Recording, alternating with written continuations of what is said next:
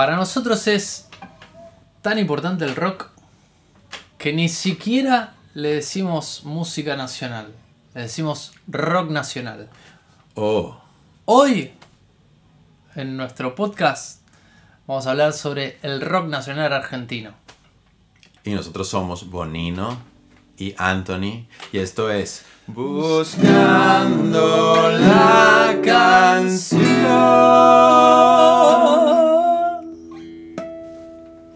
Ahí estamos. Hemos llegado a la intro sin fisuras. Hoy es un capítulo en el cual me voy a desquitar un poco porque el capítulo anterior hablamos sobre la música del Caribe y el aporte a la canción de la música del Caribe. Hoy vamos a hablar un poco del tan famoso inventado rock nacional. Más allá de que yo sea argentino, siempre hablando con otros latinoamericanos e incluso hablando con algunos españoles, también siempre hay como un respeto pues, por esa música que nosotros le llamamos, como te decía antes, rock nacional. Rock nacional. Charly García dice que el rock es anglosajón, nunca puede ser argentino el rock. Entonces él se ríe y dice que no es el rock nacional, sino el rock nació mal. Ah, Es decir, ¿no? nació mal. Así que bueno, esa es un poco la... ¿por qué también decidimos hacer un episodio sobre el rock nacional argentino? Porque es algo que le ha dado muchísimas cosas a la canción latinoamericana, no sé, yo creo que a esta altura ya a la música mundial, porque unos artistas han trascendido por mucho las fronteras argentinas y seguramente a medida que pase el tiempo lo van a hacer cada día más, pienso yo, ¿no? Van a ser algunos, en 100 años se va a hablar de Charly García, se va a hablar de Gustavo Cerati, se va a hablar de ese tipo de... Si no se acaba el mundo antes. Sí, digamos, si no tenemos ese tipo de contratiempo, se va a hablar. Bueno, yo nací con la historia o con la idea de que el rock en español se grabó por primera vez en la Argentina. En el 67 fueron Los Gatos, el grupo que grabó por primera vez una canción original de rock en español. Eso es importante. Cuando digo original, no solo me refiero a cantada en español, sino una composición propia. Y también algo interesante de aclarar es que no es una composición que es una mera traducción al castellano de una canción en inglés o una imitación de, bueno, si era Boney Moroni, nosotros le ponemos popotitos y más o menos contamos Ahí la viene misma la historia. flaca. Exactamente, La Plaga. En La Argentina, Plaga. La Plaga. Que Sí, en sí. la década de los 50 hubo un rock así incipiente en Argentina. Vamos a decir así, eran como los hijos de Elvis en la Argentina. Pero la generación de los 60, específicamente esa generación que le dio como el puntapié inicial al rock nacional, eran hijos directos de los Beatles, ¿no? Okay. Yo me diría los Beatles, los Rolling Stones, los Who, pero como padre así, nadie negaría que los Beatles han tenido una influencia en la música argentina, pero descollante. La Balsa es una canción grabada por el grupo Los Gatos, que básicamente eran 4 rosarinos y un ¿Tú eres de Rosario? porteño. Yo soy de la ciudad de Rosario, ciudad de Fito Paz y ciudad del gran Lito Nevia. ¿No? Lito Nevia compuso con Tanguito, cuenta la historia que en un bar mítico llamado La Perla, en el barrio del 11 en Buenos Aires, como no sé, era un barrio barato, así como de estudiante podríamos decir hoy. Como no se puede hacer ruido en las mesas, iban al baño a tocar la guitarra. Y en el baño de La Perla de 11, Tanguito, que fue también una figura mítica que murió muy joven, le dijo a Lito Nevia: estoy muy solo y triste acá en este mundo de mierda, dijo. Wow. Lito Nevia tomó esa frase y fue la frase que comenzó para escribir La Balsa, que dice: estoy muy solo y triste acá en este mundo abandonado. Es decir, que lo interesante acá y lo que da como el puntapié inicial es que no solamente era una canción original cantada en argentino, ni siquiera en español, en argentino, ¿no? Con palabras argentinas, sino que era una canción que hablaba de lo que sentían los jóvenes en ese momento, de la temática de todos los días. En la Argentina en el 67 había dictadura, pero eso además había una opresión muy fuerte, pero eso además estaba en el marco de lo que pasaba a nivel mundial con los jóvenes, con ese despertar, con esa década de grandes revoluciones. Un año después fue el Mayo francés. Entonces había como un clima muy especial de los jóvenes en el mundo. Los 60 artísticamente fueron una década tremendamente potente. Hay quienes sostienen que nunca más hubo una revolución artística como la que hubo en los 60. Sí. No solamente en la música, sino no sé, en las artes plásticas, en el cine, En muchos sitios. fue una década muy, muy movilizante. Sí. Bueno, en la Argentina, el Instituto Di Tella, donde hubo grandes artistas, que luego fueron grandes artistas que conquistaron, digamos, en ese momento, lo voy a decir así, los yanquis o el arte latinoamericano, que siempre fue, el arte anglo, estadounidense, que siempre fue la meca. En ese momento miraban en la Argentina. De hecho, Andy Warhol tiene una obra con Marta Minujín, porque no era tonto y sabía que ahí estaba pasando algo interesante, importante. Entonces una camada enorme de artistas de esa época. Hay un caldo de cultivo muy especial y surgen Los Gatos, surge Lito Nevia con esta canción. Y eso que tenía el rock, que había sido una música que había nacido en los sótanos, que había nacido relegada, que era una música de la clase media urbana, clase media urbana con algún viso de intelectualidad, se empezaba como a volver popular, o había tenido un golpe de popularidad, vamos a decirlo así. Okay. Estamos hablando de una popularidad todavía muy, muy acotada y muy chiquita, porque era un género que estaba naciendo, digamos, no existían ni los grandes estadios, no existía absolutamente nada de lo que hoy podemos entender por popularidad, ¿no? Claro. Eran salas que llenaban. Bueno, en cierta forma, si te vas a Londres, también es que pasaba lo mismo. Claro. O sea, de hecho, el caso de los Rolling Stones, dice Keith Richards, que Mick Jagger se mueve como se mueve, porque él cuando hacía sus conciertos, eran salas tan pequeñas que él tenía que bailar sobre una mesa. Entonces era en una mesa que lo tenía que hacer, toda la movida. Entonces por eso se mueve como se mueve. Y en cierta forma Jimi Hendrix fue descubierto en un lugar pequeño. Sí. Y él, si mal no recuerdo, el lugar más grande donde tocó fue el Woodstock. Claro. Sí, que fue un show. El resto de su carrera era en el Royal Albert Hall, en el no sé dónde, que ya eran sitios bastante... Sí, claro. Los Beatles, si no me equivoco, hicieron estadios... Los Beatles hicieron dos Shea Stadium. Shea Stadium. Sí. Que son los de los Mets. Exactamente. Y si no me equivoco es en el 65 y el 66 que pasó eso. Algo así. Fueron esos dos estadios. ¿Sus últimos dos conciertos? Claro, las dos giras que hicieron los Beatles en Estados Unidos fueron eso. Pero también por ahí, digamos, si algún chico joven escucha esto hoy y piensa en popularidad, piensa, claro, en los grandes festivales. Lo que hay que explicar es que no existía absolutamente nada de eso. De hecho, los altavoces con los que ellos...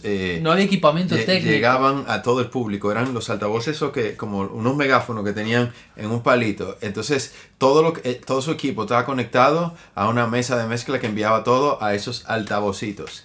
Y los grupos que empezaron a invertir en esa tecnología yo me imagino que tú sabes esto, que empezaron a invertir en tecnología para hacer posible que se sintiera bien los conciertos a grandes escalas fue Pink Floyd. Claro, exactamente. Pero el tema de hoy no es ese. El tema de hoy es el rock nacional argentino. Así que voy a cerrar esto.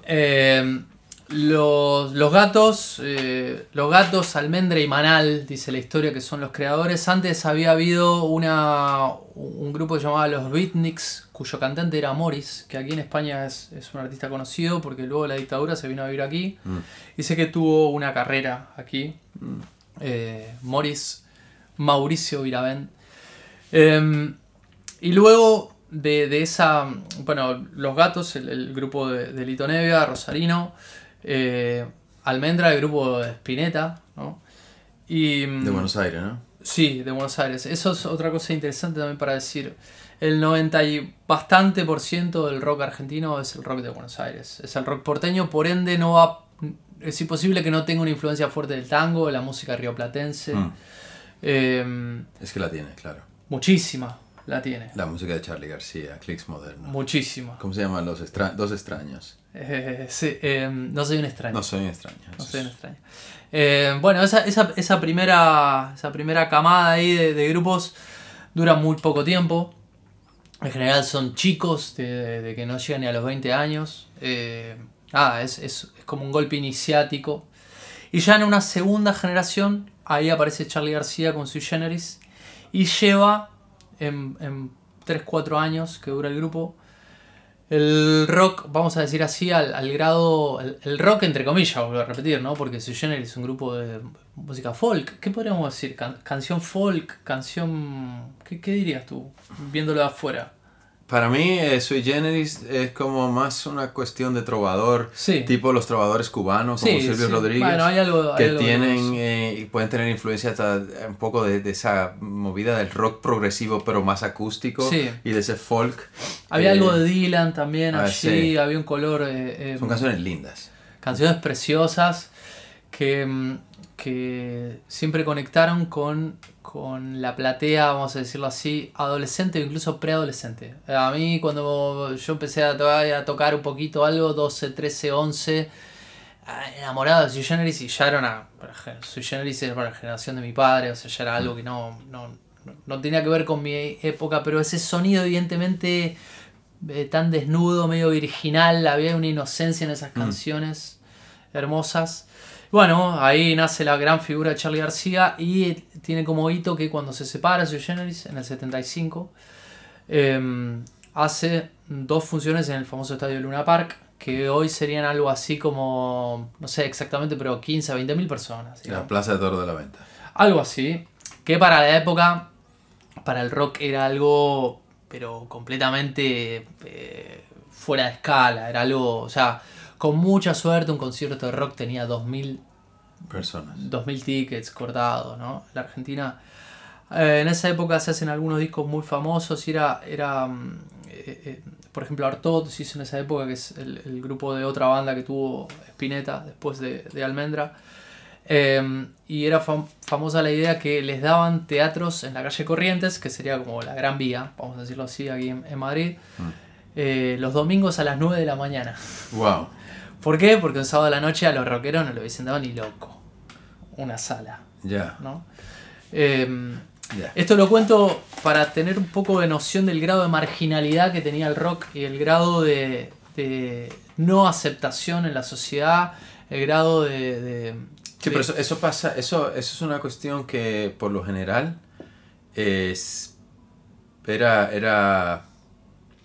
era muy común en esa época en todos los países. Sí, exactamente, porque el rock era, y esto es importante decirlo, el rock era la contracultura, era el rock, ¿no?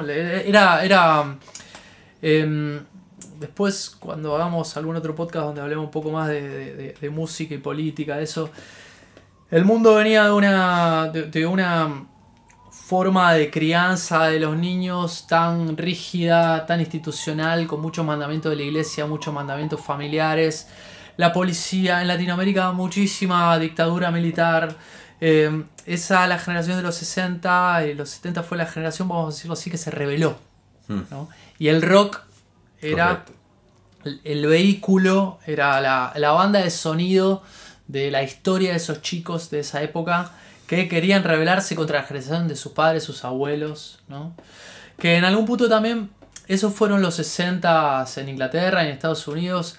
Había un sistema que estaba de alguna manera colapsando, porque los chicos que no son tontos, nunca son tontos los chicos, a pesar de que se los quiera hacer ver como tontos. Los chicos decían: mi abuelo murió en la Primera Guerra Mundial, mi padre en la Segunda, el que sigue soy yo, ¿no? Es sencillo.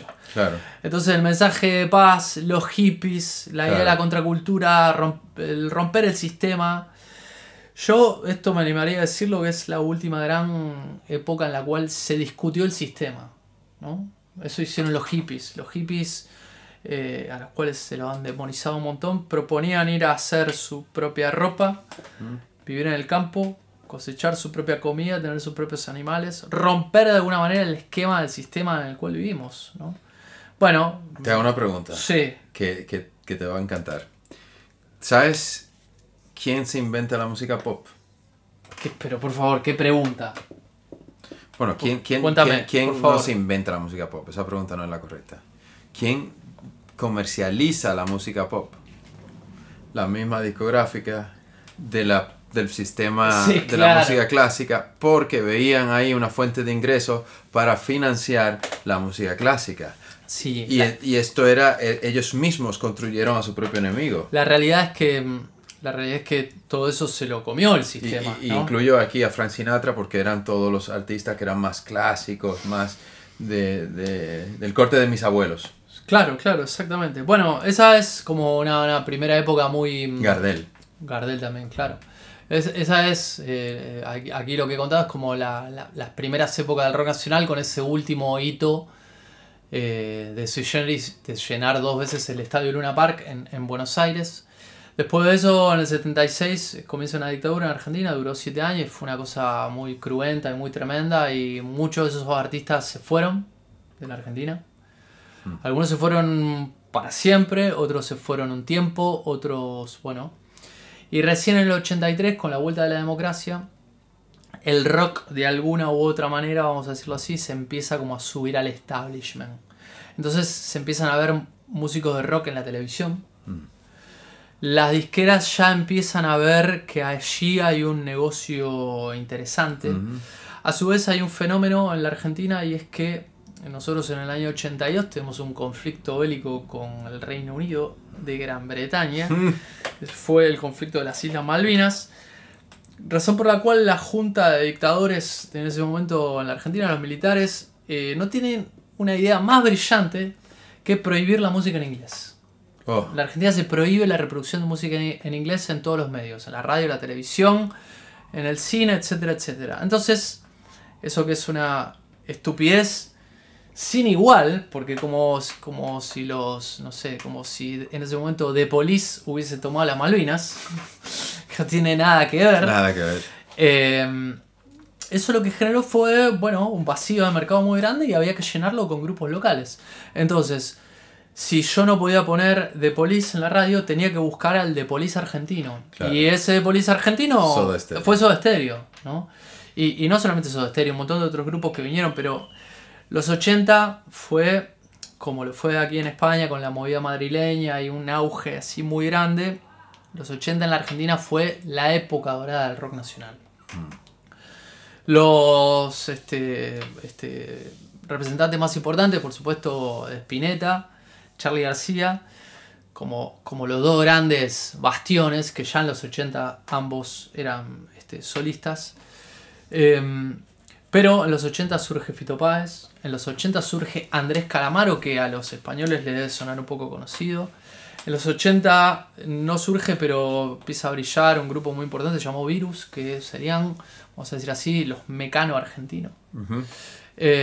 Surge Soda Stereo, que es la banda más importante de América Latina, de toda la historia, ¿no? Su líder, Gustavo Cerati, que bueno, es un dios de la música realmente, es un genio de esos únicos que hemos tenido la suerte de poder disfrutar. Yo he tenido la suerte de poder verlo. Cada vez que hablo con un chico me dice, pero lo pudiste ver a Cerati. Wow. Son esas grandes personalidades de la música, ¿no? Wow. Como quien haya tenido la oportunidad de ver, qué sé yo, a John Lennon en vivo, a Jimi Hendrix. Esa experiencia, como verlo a Charly García en vivo. Verlo a Charly García en vivo es como verlo a Mozart tocar el piano, ¿no? Siempre un conejo de la galera, una cosa impresionante. Incluso los grupos no tan populares de los 80, como podría haber sido Sumo, el grupo de Luca Prodan, Los Abuelos de la Nada, que es de donde surge Calamaro también, SAS, hubo muchísimos grupos, pero muy fuertes, un grupo de chicas viudas de hijas de rock and roll. Realmente fue un momento brillante de la música argentina. Los Enanitos Verdes surgen en los 80 también, que luego se van a México, porque más o menos siempre en la Argentina todo termina mal. Entonces en el 89 hay una crisis muy tremenda de hiperinflación en la Argentina. Y bueno, básicamente muchos artistas se quedan en la calle. El destape argentino hizo sus estragos, entonces Miguel Abuelo fallece SIDA.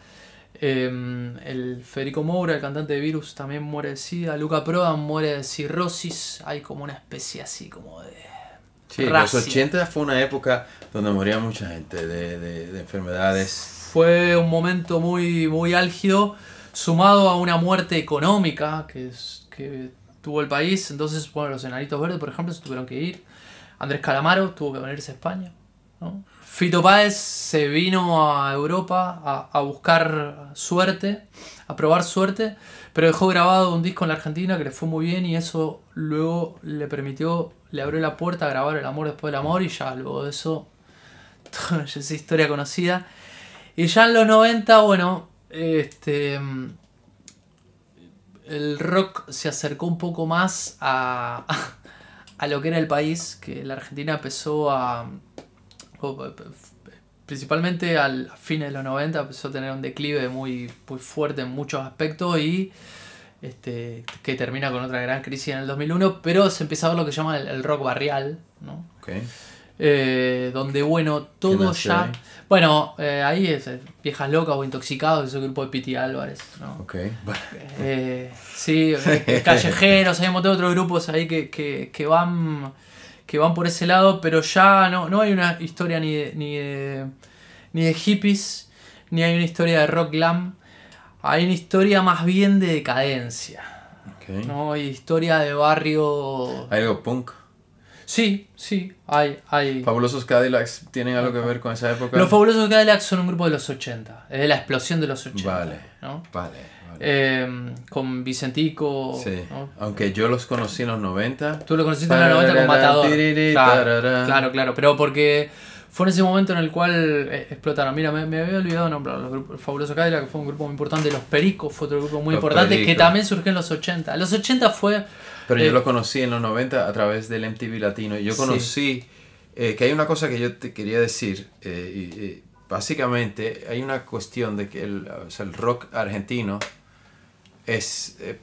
entre el rock argentino y lo voy a comparar con el rock mexicano. Son las dos escenas más potentes que hay en Latinoamérica de rock. Algo hubo en Colombia. Pero yo no vi así más países que tuviesen una profunda y larga carrera con tema de rock. Y claro, nosotros sí nos llegaba toda esa información y nosotros, nuestro rock dominicano, obviamente era tan pequeño digamos la escena que no salió, a lo mejor uno o dos grupos dominicanos pudieron haber aparecido un par de veces en MTV Latino. Uh-huh. Pero MTV Latino fue una de las cosas más maravillosas que nos pasó en Latinoamérica. Es como pre-internet y una manera de nosotros empezar a conectar no solamente con el rock anglosajón, sino es la primera ventana que yo tengo a conocer a los Jaguares, que estamos ya yendo a México, sí. o grupo, bueno, Maná también, y luego pues obviamente Café Tacuba, y luego ya yéndonos a Argentina con Fito Páez, Spinetta, Charly García y Brasil también tuvo algo en MTV Latino. Sí. Pero eso lo quería decir, que es correcto que el rock argentino para muchos países fue algo también suyo de Latinoamérica. Sí. Bueno, esa es un poco la historia ya de los 2000 para acá. Creo que un poco... si bien siempre siguen saliendo grupos y sigue siendo importante, pero wow. Vamos a decir así, de alguna u otra manera ya fue un poco más acompasado a lo que pasó en el resto del mundo de habla hispana, querría decir, ¿no? Así como aquí en España hubo una suerte ahí de revival del rock con los Pereza, bueno, en la Argentina también hubo ese tipo de grupos. Sí, bueno, España siempre tuvo una... Con la entrada a la economía europea, uh-huh, tuvo quizá una economía más sólida, y eso le permitió a sus sellos a ir creando artistas de diferentes géneros. Y yo no hablé de España porque estamos hablando, yo siento, Latinoamérica. O sea, España sí a mí me ha influido. O sea, si queremos hablar de rock español, podemos incluir a Joaquín Sabina, que muchos lo incluyen en modo cantautor porque es un cantautor, pero es un cantautor que viene del rock. Y mucha gente viene, o sea, ¿es Charly García un rockero o un cantautor? Esa es otra pregunta interesante. ¿Es Fito Páez un rockero o un cantautor? Un cantautor, me decía Luis Eduardo Aute, que era cualquier persona que cantara las canciones que compone. Punto. Jimi Hendrix era un cantautor. Claro, claro. Sí. Entonces, pero rockeros que se le consideran como el estereotipo cantautor, Joaquín Sabina, claro. Miguel Ríos. Claro, o sea, aquí ha habido una gran fuerza. Y España tiene mucha tradición de cantautores. Sí, algo de pop también. Sí, también. No, y de rock también. No, ya sé, está ese dilema entre el rock argentino y el rock español. Vale, perfecto. Pero no deja de tener España algo de muchas bandas de rock. Sí, claro. Sí. Creo que la diferencia grande con España está en que, bueno, España tuvo prácticamente 40 años de dictadura y eso hizo que durante muchísimo tiempo no entrara información y que cualquier chaval jovencito que quisiera hacer sus primeras armas y empezar a cantar sobre su vida, que básicamente es de lo que se trata, y a su... porque el rock es una música de resistencia, vamos a decirlo así, ¿no? En líneas generales.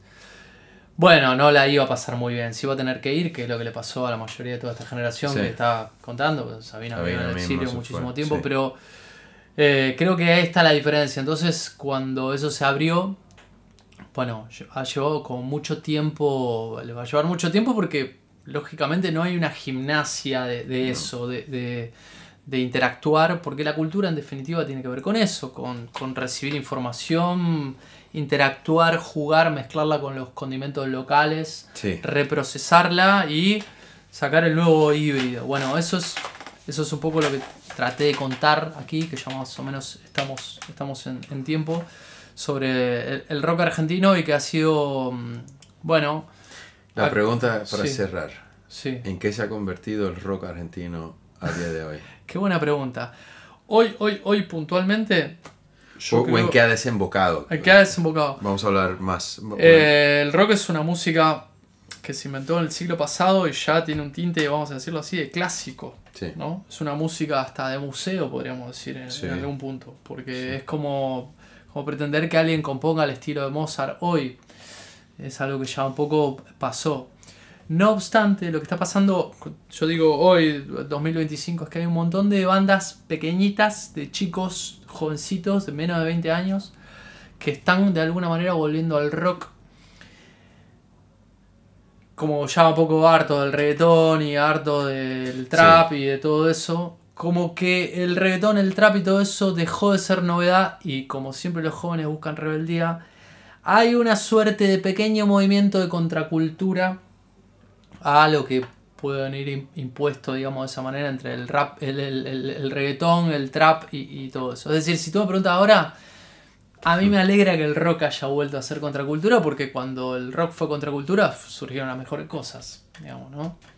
Correcto. El rock nunca estuvo preocupado por la moda, vamos a decirlo así, sino más bien estuvo preocupado por esa expresión genuina de ese momento. Quizás puede ser una de las grandes diferencias también, que lo hablamos mucho, ¿no? Entre el pop y el rock, ¿no? A veces hablaríamos como que el rock está dentro de la música pop, lo cual es correcto, pero tiene otro espíritu, ese espíritu de rebeldía. Bueno, eso en la Argentina ha quedado plasmado muy fuertemente. Para aquellos que les interesen esta música, así como a modo de cierre, bueno, pueden buscar en Spotify todos estos nombres que estuvimos nombrando.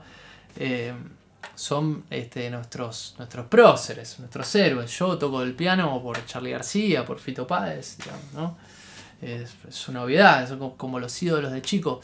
En la Argentina nosotros no teníamos una gran necesidad de ir a buscar bandas afuera. Eso es verdad. Porque nuestro Superman, nuestro Batman, vivieron a la vuelta de casa. O en Buenos Aires, a 300 kilómetros, ¿no? Claro.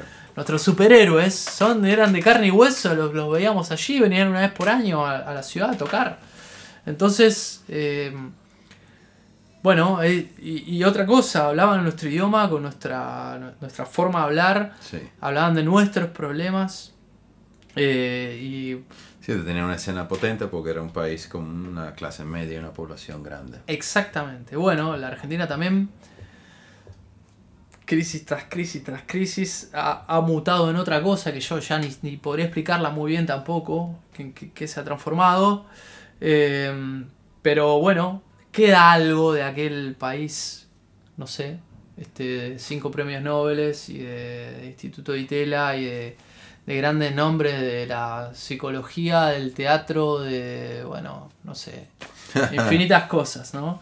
Ha venido un poco ahí en degradé, pero bueno, no sé, sigo pensando que es el país de Borges, quiero pensarlo, ¿no? Sí que lo es, es, sí que lo es el es. país de Borges y de Spinetta, ¿no? Bueno, pues otra cosa, señores, ya para los que nos están viendo y les interese aprender a componer música, no sé si ya tenemos en el aire o en nada vamos a tener en el aire los cursos de composición de este señor y un servidor que están diseñados para gente que está empezando desde cero y quieren aprender a hacer sus propias canciones. Exacto, mientras tanto nos pueden seguir en @buscando la canción. Uh-huh. En Instagram y en TikTok. Exactamente. Así que bueno, nada, es cuestión de ponernos en contacto, mándenos mensajitos, díganos qué les parece, nos pueden sugerir alguna temática para hacer un episodio. Pues nada, que vamos para adelante y vamos a cerrar esto, ¿no? Esto ha sido todo por hoy. Nosotros somos Bonino. Bueno, lo digo cerca, delante de la Vamos, cámara. vamos. Y Anthony. Bonino y Anthony. Esto es Buscando la canción.